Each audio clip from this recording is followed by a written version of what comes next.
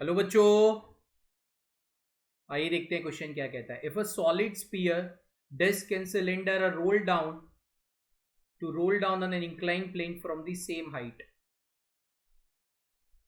यार इसको एक लंबा तरीका भी है, एक शॉर्टकट तरीका भी है, right. Solid sphere disc and cylinder, पहले तो मैं एक नोट लिखा देना चाहता हूँ, ये एक तरीके का शॉर्टकट है। जब भी आपको कोई भी रिजिड बॉडी है उनके बीच में कंपैरिजन आता है कि रोल डाउन कर रहे हैं तो कौन जल्दी पहुंचेगा, तो उसके लिए एक तोड़का बताता हूँ जिससे सीधा आ जाएगा।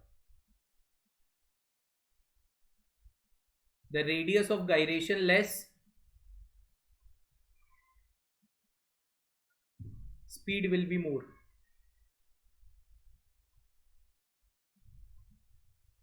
At bottom, पहला point.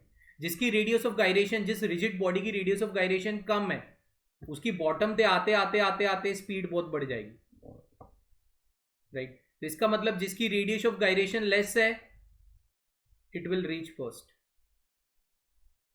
It will consume less time as compare to others.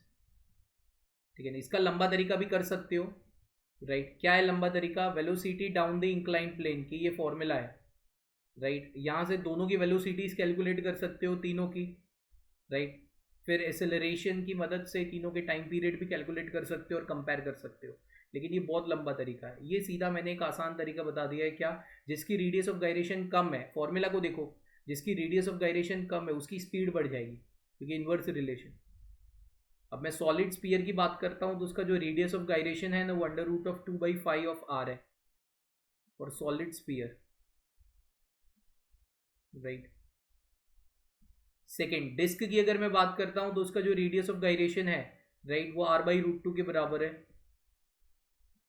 Centre of mass से ले रहे हैं, परपेंडिकुलर टू द ऑब्जेक्ट।